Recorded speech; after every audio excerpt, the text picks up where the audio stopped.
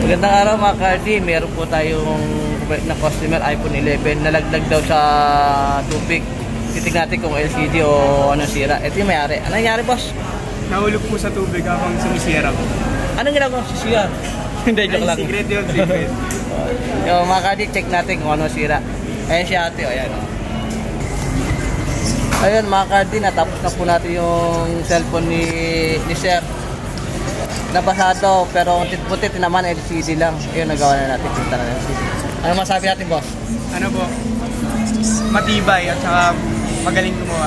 May kita mo mismo kung paano niya ginagawa na walang pagdududa.